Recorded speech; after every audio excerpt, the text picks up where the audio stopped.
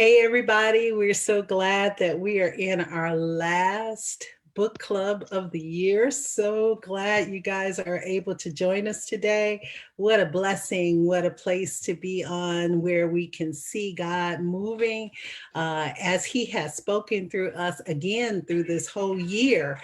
We have had the whole year of book club, even through this pandemic.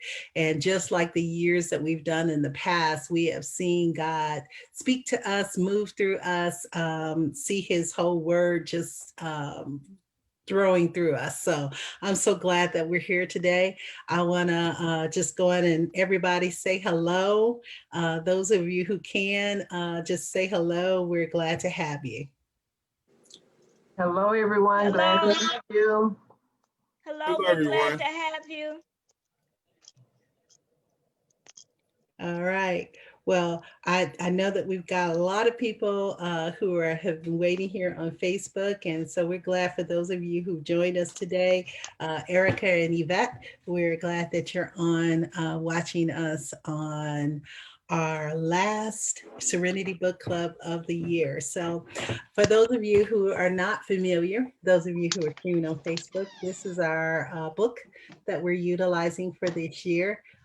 This was our last book of the year, which is Mirror Moments. This is a book by Stephen Thurston, and it basically is learning how to change what is within you to ultimately change what is around you. So it emphasizes and works alongside of our relationships, not only male and female, but also in our familiar relationships and all the people that we're dealing with on a regular basis. So hopefully we can get some things that we've got some audio things going on with one of our guests, but we're so happy for those of you who are here on Zoom and those of you who continue to be back each week.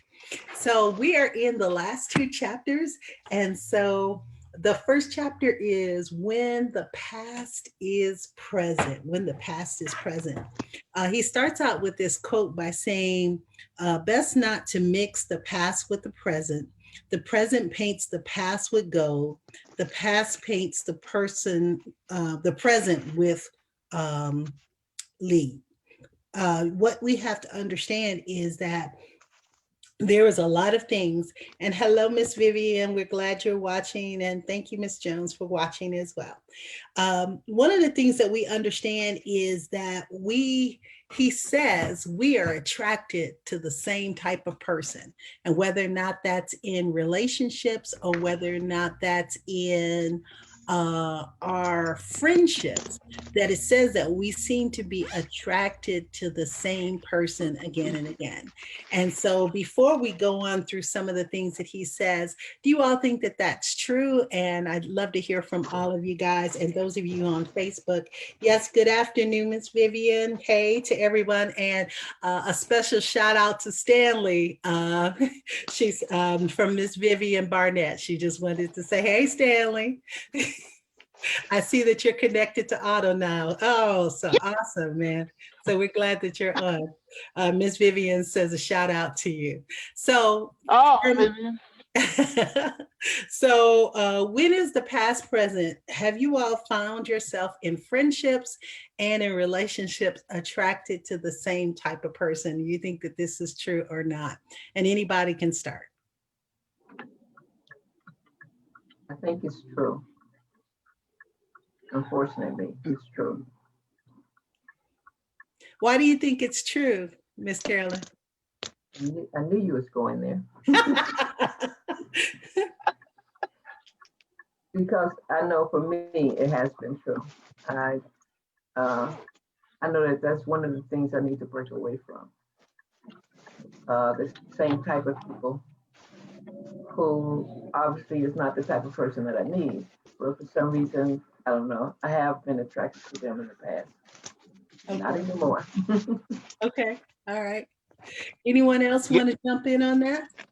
Well, I think it's definitely true that many people are attracted to people, same similar people, because you like what they like. As my grandmother would say, you like what you like, you don't like what you don't like. And I think that that friends, enemies, and certainly people you go out with have a lot of similarities. because you like those similarities. Very smart women, very attractive women, whatever the case may be, very thin women, whatever the case may be. I think a guy, I'm talking from a guy's perspective only here, but now I have a little backup.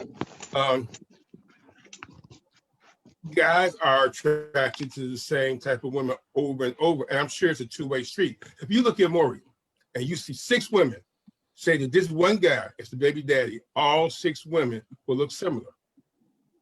I hate to use Maury as a reference guy, but it's informal, but it will be similar. So I certainly think that's the case. From Facebook, before we come back to our panel, Yvette says absolutely yes. And Erica says that it pains me to say it, but it's happened more than once. Ouch, LOL. Anyone else from our panel? Do you all find that you all have a certain type? Do you think that that's true? Hi, Yes. Yes, Stanley, go on. I was Yes. gonna say, Go ahead. Let her talk. Go ahead. I'm Okay. sorry. No, Mr. Stella, go on. Okay. I was gonna say that yes, I find that for myself. I always attract the same personality, seem like. And some of them are negative, but I always attract to that negative. Oh, wow. Okay. All right. Thank you for sharing. Stanley, you want to jump in?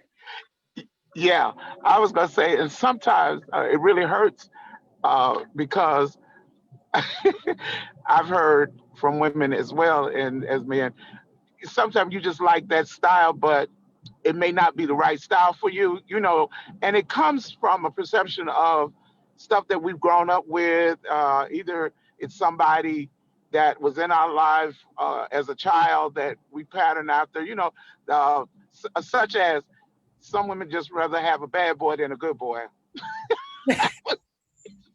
And Why is that? Why do you think that is true?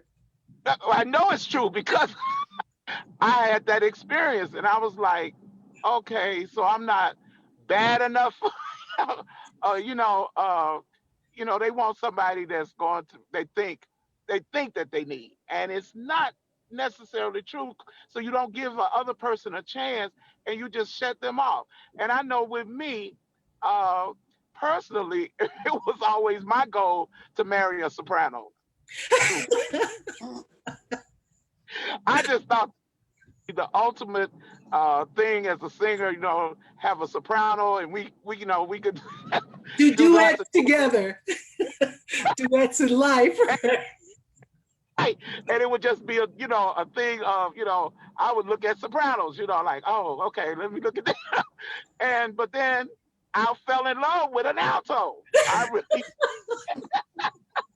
so I know As you long as have it to be wasn't the baritone. That's funny, Stanley. That's so funny. Vivian for Facebook says those type of people tend to make you feel important and needed. So the same type of person is usually the one who affirms you the most. That's what she's saying. So that would speak to that alto that you're talking about. So he goes on to say that there's that type of person that we lean to. And then he says that what happens is that most of us desire to, or we express a desire to move beyond our past enduring impressions. And then he says that these relationships include disappointment, or pain on an emotional level. We tend to move through life unconsciously seeking to finish the unfinished business of those relationships through new relationships. The unconscious displacement of feelings, attitudes, expectations, perceptions, belief, and judgments that may be appropriate for the people of our past are now playing out in the people of our present. That's known as transference. And we are bound by our past. In this way, it becomes difficult for us to see the reality of our present partner relationships with clarity. And from Facebook, Erica goes on and says that, so can a good man just find the bad side once in a while? LOL, just playing. And then Yvette says, I have a friend that who only dates bad boys. She says that that they are See? not boring. I'm like, they can be dangerous though. Yeah. So I Yes. don't know. That's what, Do you all think that there's a bad boy mentality that people enjoy that? Because, you know, nice people are good too, aren't they? see, that just proves my point. You just proved my point, what I said earlier.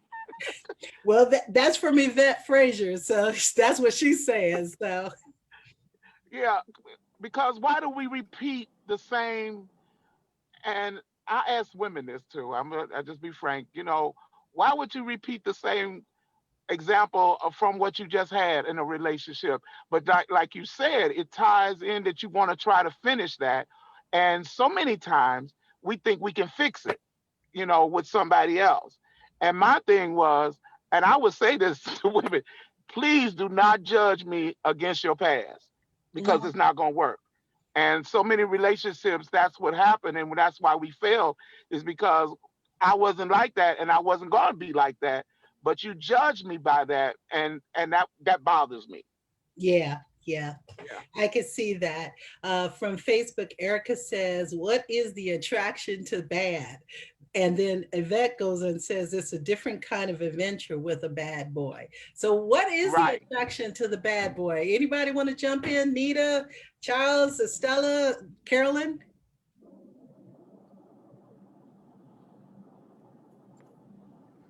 I Sorry. can Never relate. been attracted to one. Okay, all right. Well, like the Facebook person said, bad boys aren't boring. I don't Right. think many women, after a while, they may not admit it, they don't want to be with someone that's the same person all the time. They want different things, different adventures, and life is full of risk. A bad boy kind of one that takes risk. They don't want the sure bet. The risk though might have high benefit, high reward, or it may be bad, but at least you want to try that. I think the consistency of a non-bad boy is just not very entertaining at all. Well, after all the trauma, what do you all think? Yvette says, Stanley from Facebook, she said, good one, Stanley. Yeah. Yeah. It is, but it's true what he's saying. Uh, they look for that edge, living on the edge, living uh, on the wild side. So it's a little bit more like me. I'm safe. I can say that. My routine is gonna be the same. And when anybody say they met, oh, you look familiar or something, I say it had to be church. I was in a play, or I was singing at a funeral. Predictable. I am not gonna be at a bar. I'm not gonna do this. I'm not doing that. So yeah, predictable side than I am on not predictable. So I'm Mhm. boring. Okay. Yeah. Yvette from Facebook says, I think for my friend, her boyfriend survives a risk, or I think she said provides a risk. So he's a hero to her. Ooh.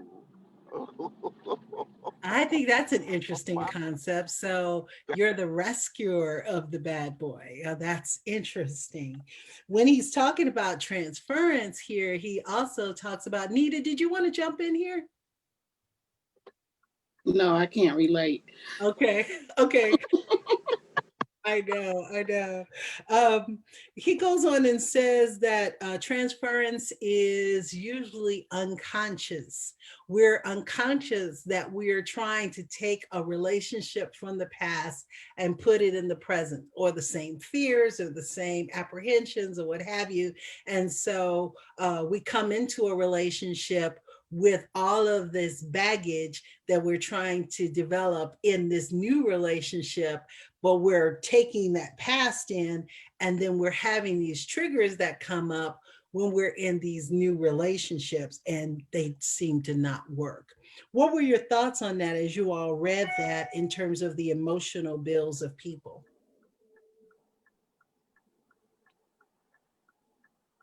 And anybody can jump in.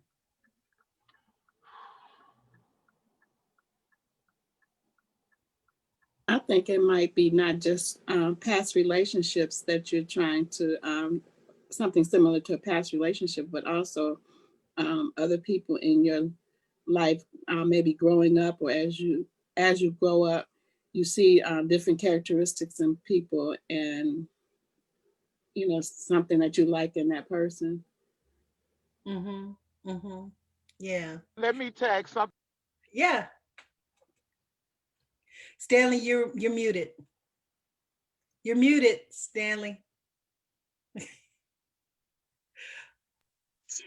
We didn't hear any of that. Even though they might be not up to standard, but you might be able to repair that, or take that person and mold them into what you want them to be. Is that why we do this? I don't think we can actually mold anyone into anything. People who are I who they are. but psychologically, don't we feel that? Don't we I think think there are, that?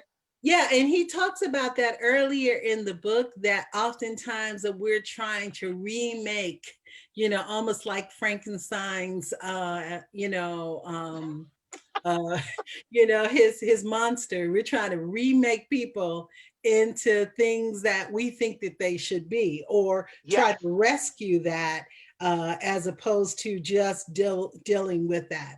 Well, we welcome you, Miss Lacey. And Yvette says, we think we can sometimes. We do think that we can mold people into what we want to be. And that is an impossibility for grown people. I don't care yes, what age yes, they are. It's an yes, impossibility. yes, yes. And I think that causes us a lot of heartache, a lot of people heartache, because they actually think that they can, but it's a reality that you have to set in to say no, and not re-raise somebody that's already grown, or anybody. Amen. I can't do that. That's so Everybody true. has their own personality. That's true.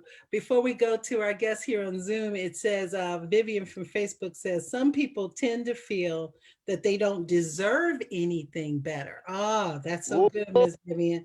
She says they think that they're getting what they deserve. And Yvette agreed with Miss Vivian. She said, yes, yes. absolutely. So, what are your thoughts, guys? And what did you think of the concept also that Miss Vivian introduced? Do you think that that's why people go to bad boys and girls? Reverend Yvette, this is, Yes, I get, yes, Mrs. Stella. I think so. I think so. I know when I was younger, I was real heavy. And I thought that if anybody paid attention to me, if it was a bad boy, anybody, that hi, how you doing? That it was all that I could, that's what I deserved Wow. because I didn't value myself. Okay, Yeah. Yeah. that's That's good. a good Thank point. you, Mrs. Stella. You were going to say, Charles? I don't think it being a bad boy is a bad thing. I mean, a lot of people like some little action, some not just sitting around looking at TV, a little action, do a little things. Now, as we get older, more mature, most of our ways is different. But when you're young, being a bad boy should not have a bad connotation. It just means that person likes to take risk. And risk can be a multitude of different things. Uh, some good, some bad. But it seems women want to be around someone that's interesting. Maybe you should use the word bad, we should use the word interesting, as opposed to the same old, same old. I I'm don't sure know there where. are very good guys who hang out in bars and things like that. And they're good people, but they would be labeled bad boys, but they're interesting people. Are we talking the same? Because there's some interesting people that are not considered bad boys. So I was just trying to Exactly. figure out, because I'm not But sure. most bad boys are interesting people. Uh, okay, all right, and bad girls too, because we're talking about bad Yeah. girls and Okay. bad boys. But I don't know how much more interesting they are, other than that they're going to take some risks that probably no one else is going to take. what are your thoughts on that? I see you trying to jump in, Carolyn. Go on and open up your mic. I hear you. I hear you. I'm trying to stay out, but it's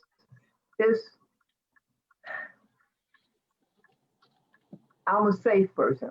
I don't want a bad boy or a bad person in my life, period, whether my friend or whatever. I need safety. And they take risks. In order for them to have made it to where they are and the things they're doing is from taking life risks. But there's life risks you take that don't cause badness or harm or danger.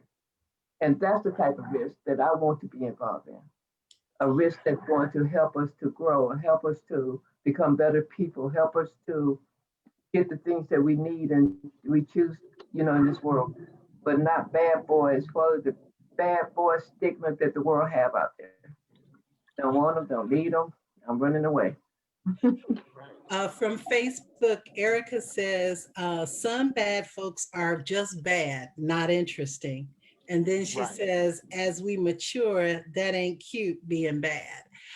So I think that there's a multitude of reasons why we take this transference. And if we like those bad boys or we like those bad girls, because they're bad boys and bad girls. So Yep. if we like them, then they tend to, if we're attracted to them, I think to Charles's point, that we're going to we're going to look for those same people for whatever the reason is, whatever that risk is, whatever that interest is for them, but they're not always healthy for us. But he says that if we break through this trance of transference, we will be able to relate to people in our present, as they are really not without being haunted by our past. So if we want to change the trajectory of who we're dealing with, whether or not we're male, female, whether or not these are friendships, whatever it is, we have to not take those same thoughts, feelings, and emotions and bring them into our present. Erica says that consistency is hot. She says safety is sexy. And she said, good communicator is hot. LOL. Thanks, Erica. Thumbs up. I agree. I agree with it. That was good. Yeah. That Thanks, was really good. Eric. That's so funny. Anybody else before we move to victim or victor? As we've talked about this. I say it depends on how we define bad boys. When they're talking about serial killer, when I say bad boys, when I say someone a bad Thank boy, it's a God. little edge to him. Yeah, thank God. Someone with an edge to him, a little edgy. Will question things, want to see through things. And that could be construed as bad boys. So it seems like we have a lot of construction problems on the term bad boys. We'll use Will Smith and Martin Lawrence, the bad boy movies. I would think someone, me, more interesting would be like Will Smith as opposed to Martin Lawrence. And now Martin Lawrence can be safe, but Will Smith always had that edge to him in the Bad Boys series. And that's what I mean when I say bad boys. Not someone that causes havoc all the time. Okay. Okay. Do And my we do we agree with that definition? Yvette, Yvette, Yeah. my bad boys is, and I'm just going by past talking to people in relationships they've been, is is a little different. Sometimes it's the people that, like one young lady said, and I'm sorry I can't look down because I'm driving, Yeah. uh, said that you don't think that that you should have anything better than that, and you, because of circumstances that you may be in, could be your health, could be your size, it could be anything. Maybe you don't feel as pretty as somebody else, or what, as handsome as somebody else. But my thing is, why would I take abuse from someone, such as uh, you talking down to me, you know, you using the foul language or whatever, things like that. Why would I take that? And I call them sometimes bad people, bad boys and bad girls, because sometimes we will take that because we feel like this is all I can get. And I think that that spoke to what Miss Estella was talking about a little earlier too, that when you're, and that goes back to a couple of chapters before when he was talking about looking ourselves in our esteem and understanding that we're worth it, that we're valuable, that we are, Yes. that we're good, and that we deserve better, you know. Yes. And sometimes we can't find ourselves really adapting to a good person necessarily because we're so accustomed to being beat down. And that has a lot to do with our own insecurities, our own Yes. lack of self-awareness, Self-esteem. and our own self-esteem issues. Yes. I Yeah. agree. Yeah. So, as we move on to the next chapter, which is our last chapter, which is victim or victor, I think this speaks a lot to the subject that we're talking about here. He goes on by saying perpetual feelings of helplessness, pessimism, guilt, shame, despair, and depression at the level where your life becomes consumed is a sign of something deeper at play. There you go. Miss Vivian from Facebook, before we move on, says, she says, it's a blessing if you learn from your first encounter with a bad person and not repeating the same mistakes. Yeah. And so that's actually moving into this chapter, Miss Vivian. Thank you so much for that transition. That helps us to see. It talks about the victim complex. And much to what I think all of us have been speaking to, we have this dysfunction that continues to keep us on that wrong trajectory. So if you find yourself attracted to the bad woman or the bad man, and these are not interesting people, these are just bad people, they're bad for you. Or they're risky in terms of your relationship, risky in terms of life itself. It is what he's saying, that you have this victim mindset that allows you, and as he says, make no mistake about it, the victim role is a choice. He says that, and though it may gain momentary sympathy, it will soon wane as you close to begin to recognize that you're making zero effort to shift from the existing as a victim and living as a victor.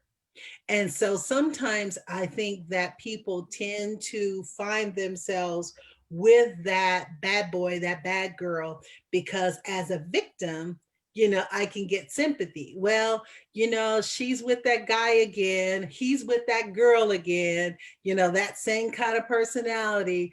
Oh, whoa, whoa, whoa, woe is them. What is wrong? Why do you continue in this trend? So, what are your all's thoughts as he was talking about this in this book before we get into those 4 signs that you're a victim? What do you think about the victim mentality in relationships, whether or not it's friendships or male and female relationships?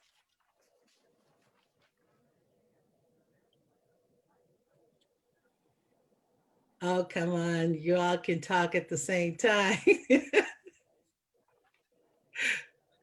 No thoughts? All right. Well, then Reverend Yvette, yes, ma'am. Yes, ma'am. Mrs. I was Stella. going to say, I agree with what he says. I had to learn that yes, you could be victimized, and yes, you can feel sorry for yourself and tell your story and get sympathy, but you have to choose not to stay in that victim mentality. And that's something I had to learn, that yes, bad things happened to me, or yes, I chose the wrong people and they mistreated me. But I have to take responsibility for that too and say, no, I'm not a victim. I'm victorious and I'm better than this. And even if you have to separate yourself from people that are negative or verbally abusive, um, you win back that, like, no, I'm not going to allow you to pay rent, be rent free in my head as I rehearse what happened over and over again. That's So good. that's my take. Thank I you. love that, Mrs. Stella. Rent free in my head. I love that. You all love that? I love it. That's I good. We love need it. to take Thank up an you, offering for that. Stella. Miss Vivian says, you keep thinking you can change them if you're kind, but you're fooling yourself. They don't care. Miss Carolyn, you said something, but I couldn't hear you because you were on I mute. know I'm on mute. I just said they don't care. They don't care. They don't care. But Stella, you have to realize and learn that you are not the victim anymore, that you are victorious in this. And you have to learn to stand up for it and walk away from it, do whatever you need to do. I totally agree. It's hard sometimes to do because you are attracted to whom you are attracted. You have a heart for the people that you have a heart, but then we have to figure out what's healthy for us. um oh, and Erica says, I don't want any squatters. That's good. That's good. So he goes on and says that there are four main areas that let us know how we're operating in the vein of a victim. And he says, first of all, that you think everything is happening to you.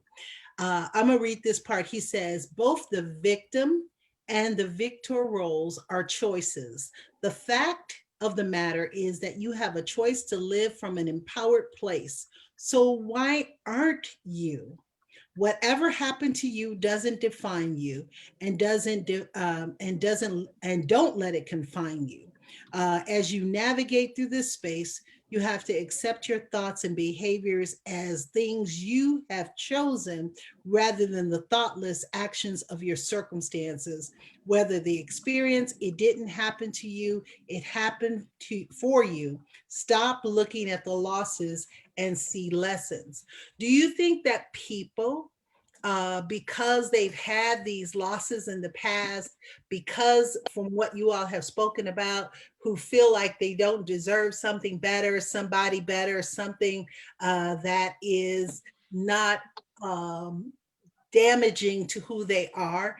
Do you think it's because all of that baggage of the past allows them to not want anything better, or think that because of my victimization, I don't deserve all that, or I don't deserve something that's better? What are your thoughts on that, guys?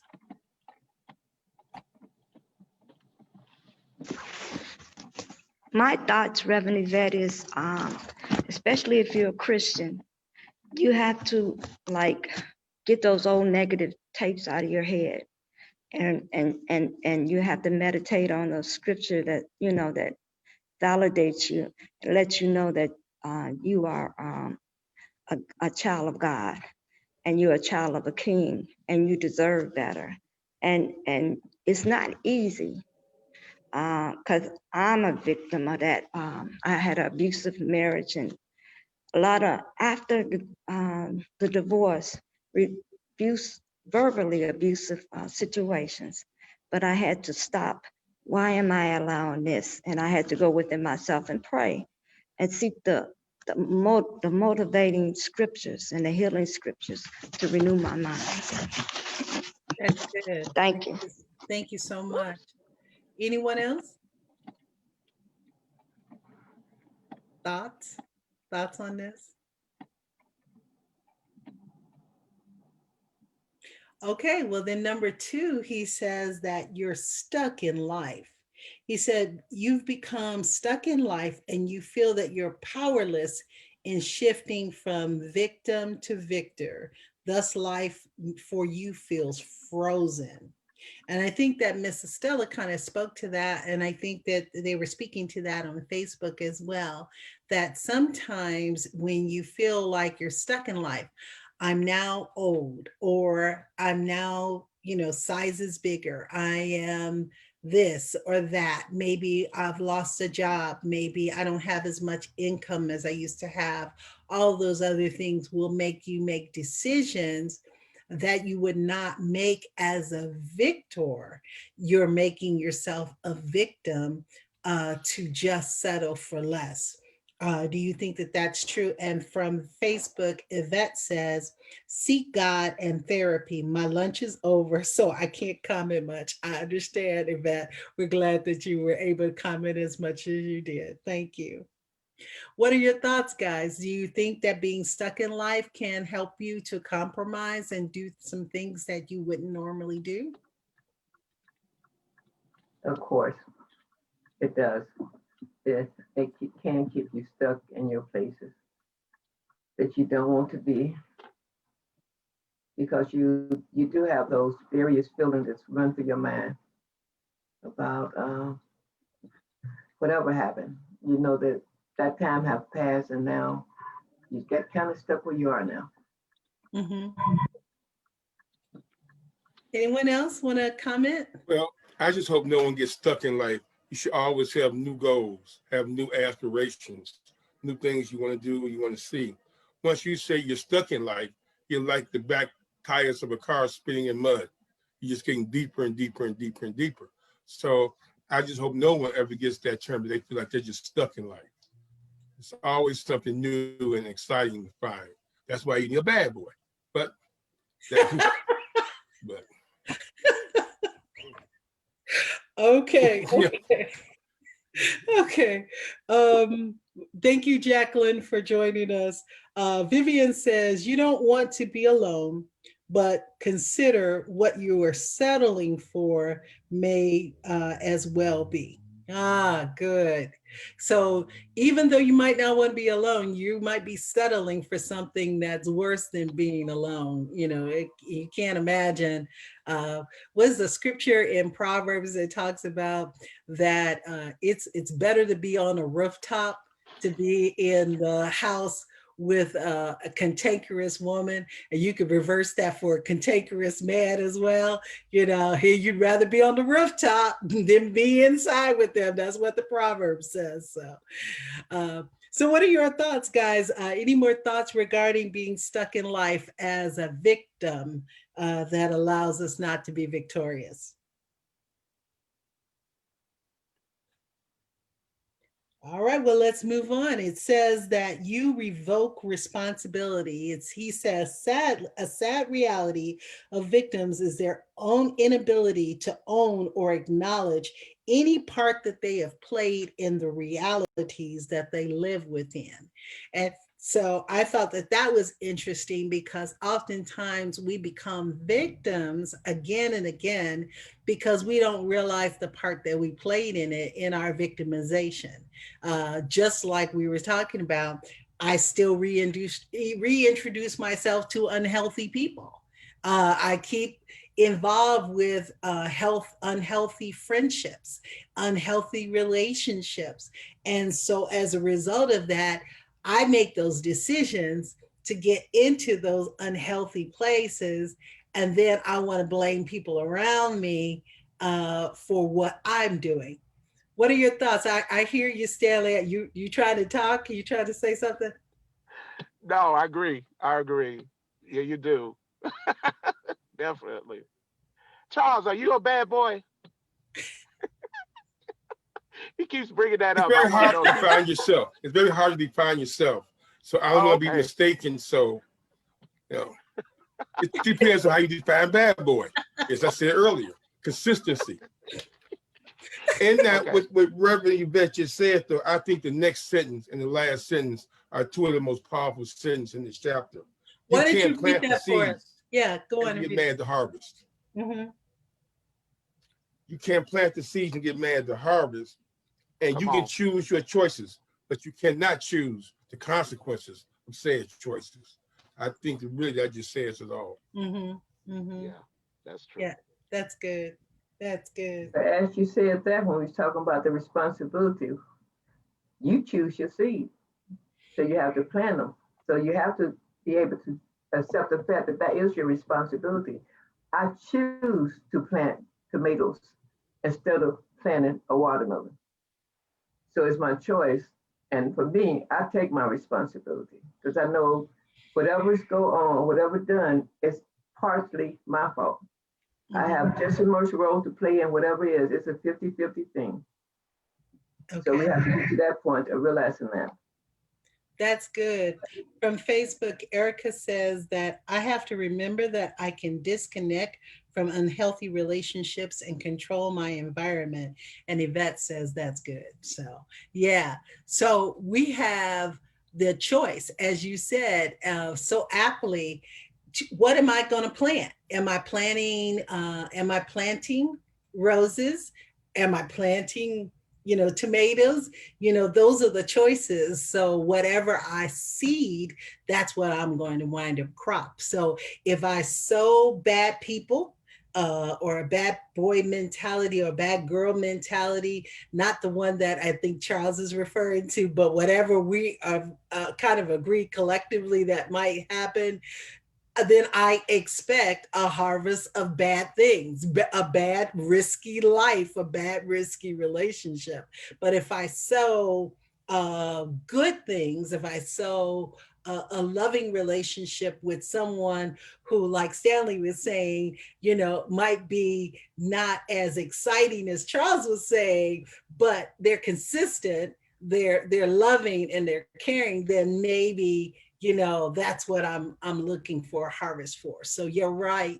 I think what we do plant, to your point, as you read it from the book, Charles, that whatever that we sow, that's what we're going to harvest in the end.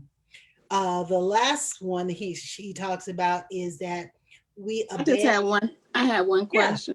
yeah. Does the victim even always acknowledge that they're a victim, or even recognize that they're a victim?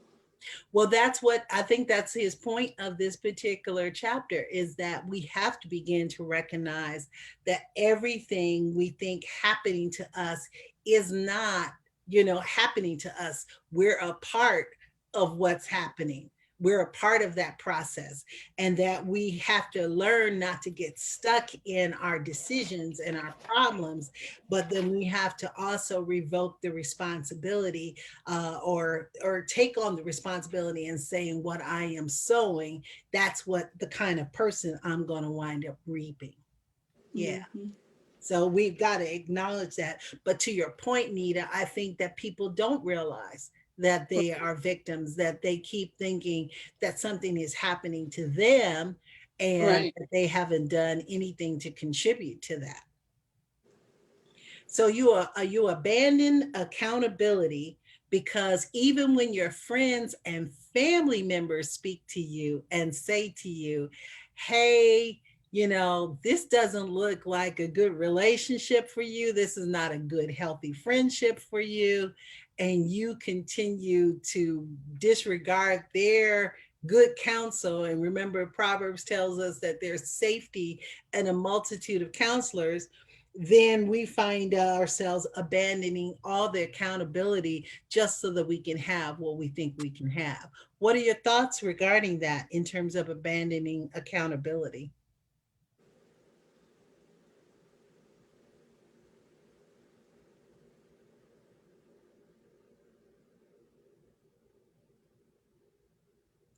Well, do we think that we abandon accountability?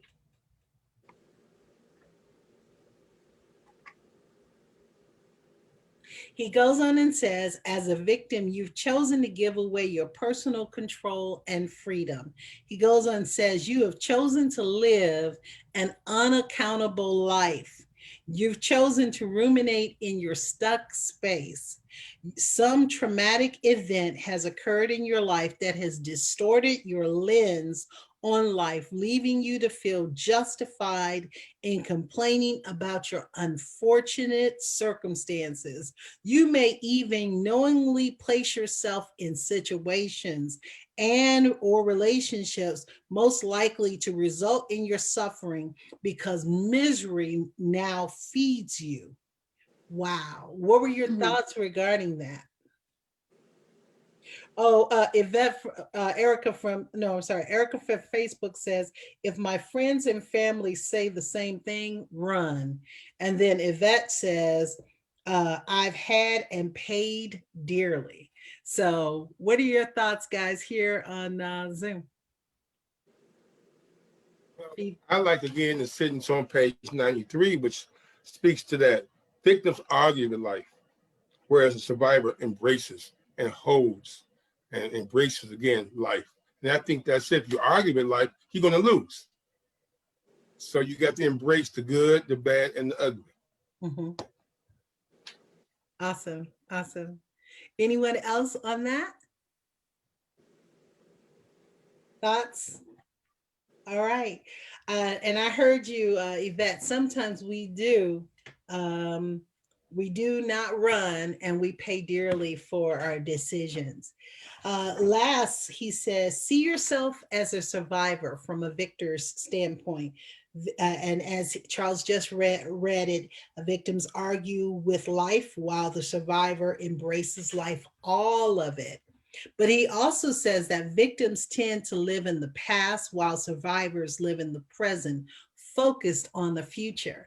And so if you find yourself not focusing on a future with that person in that relationship, in that friendship, it's probably not going to come. You're going to be a victim again. Victims are helpless when survivors take life by the reins and control their directions. Um, and so he also says that be compassionate toward yourself, be careful of becoming a victim instead of he says, be careful of becoming a victim of being a victim. Then he also says that self compassion has to replace self loathing. We have to learn not to hate ourselves so much that we don't deserve the very best that we can have. What are your thoughts on that, guys? Y'all think you deserve the best? I know we deserve the Yeah. best.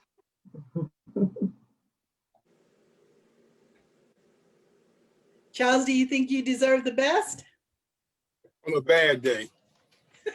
on a bad day? Okay, all right. I see where we're going now. Uh, he goes on as he says that they examine the thoughts behind suffering. He says all suffering originates in beliefs that go unquestioned and unexamined. Keep in mind that you don't have to believe all the thoughts in your head.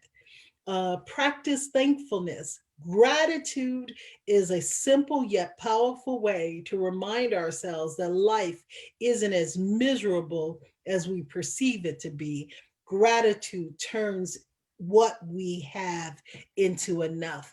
And I think that that was really a striking point for me, is that oftentimes we're not grateful for what we are, and we're wind up looking for something that's deeper or, outside of our purview.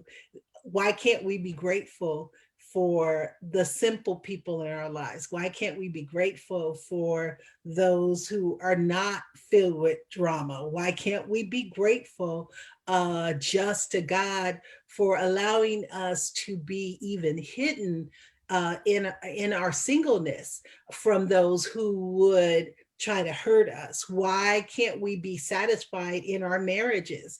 Why is it that we're always looking for the grass that's greener on the other side and realizing that they have just turf and not actually grass? What are your thoughts about that?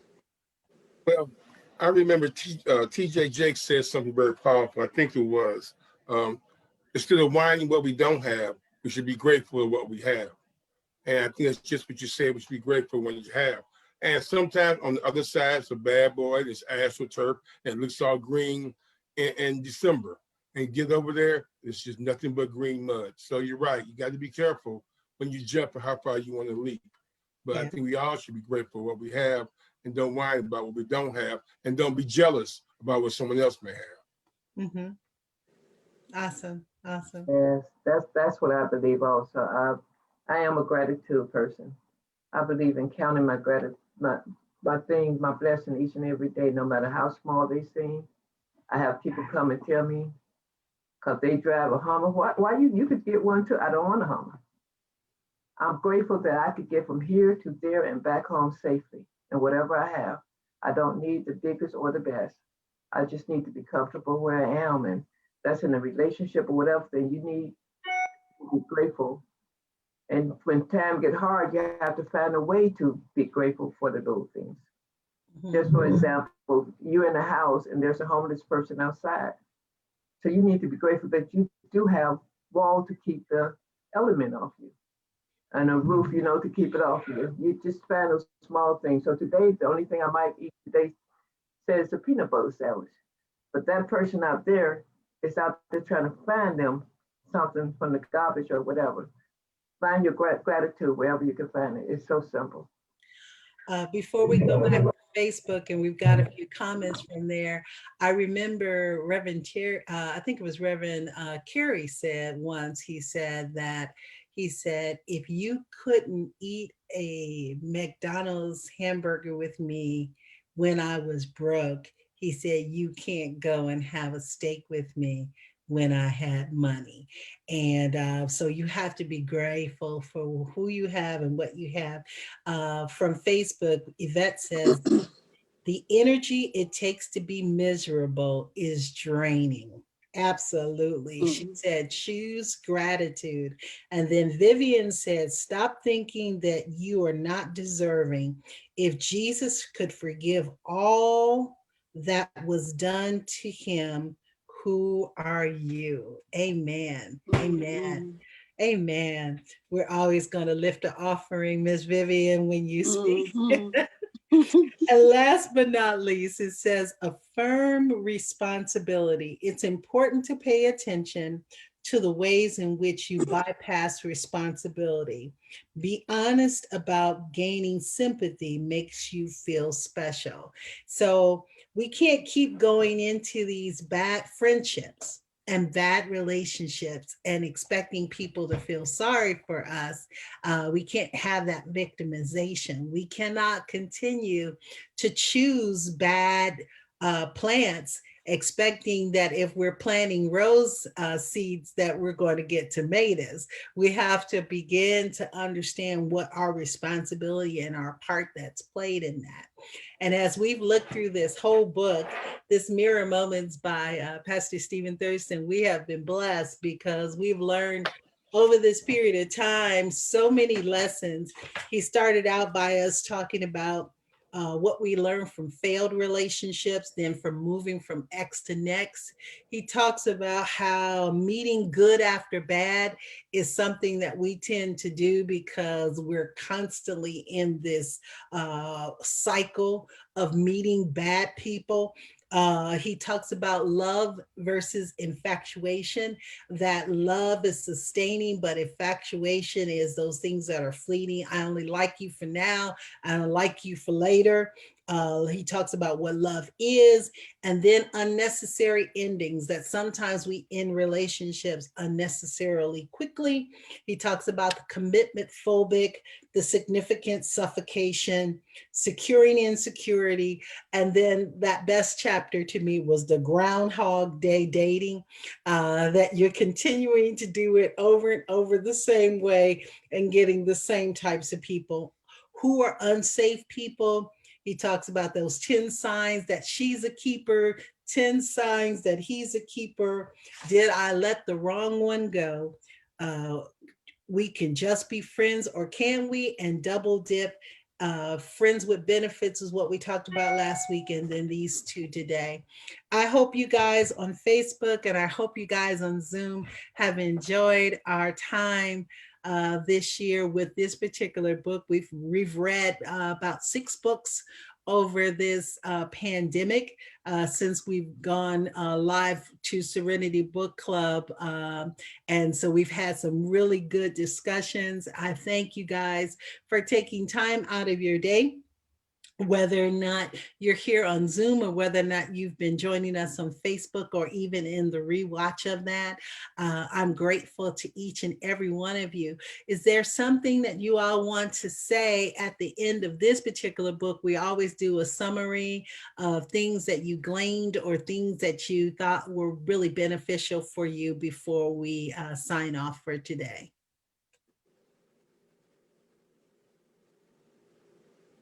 Nita, did you want to say something? I didn't have anything particular. Okay. Carolyn? I just think the whole book, I mean, each chapter for me provided something new and different to look at and to work on. Of course, I did love the Groundhog Day also, because that's what we tend to do the same thing over and over and over. But each chapter of this is filled with that meat you need if you really want to grow and develop a better relationship with people. Yeah, thank you. Charles, did you want to say anything? Well, I think you did an outstanding job, Reverend. So nice and peaceful to speak to people and kind of share things. And it just makes the beauty of Christmas, even these trying times, much more beautiful. I want to say thank you to you and to everyone else as well. Well, thank you so much. And thank you guys who have continued to follow us on Facebook. Um, and Erica says, Merry Christmas to the Serenity Book Club. So Merry Christmas to you guys. We will return in January. We're going to be reading a book called Innovative Prayer Life by one of our own. He is a son of the ministry, but he is also serving at Church at New Life Covenant, and that's C. Terrell Wheat. You know, he is like the guru of prayer. And so we're looking forward to reading that book together. I'll have some things posted in the next week or so. He even has a bargain for you guys to purchase that book. So hopefully you all be able to get that and we'll be able to enjoy together. And Erica says, I agree, Charles. Thank you, Yvette. Oh, thank you so much. So God bless you guys. You all have a great day and a great Christmas holiday. For those of you who may not know, if you don't have family in the area, if you're not going to be celebrating on Christmas Day, will you inbox me, those of you who are on Facebook, so that I can send you a link so that you can participate on a Christmas event that we're going to have at 4 o'clock on Christmas Day, just so that we can get together and laugh and play and have some good fun. So God bless you guys. Have a great day. We're going to go on and sign off of Facebook, and you all have a wonderful and Merry Christmas. Thank you, Mrs. Stella. Merry Christmas to you too.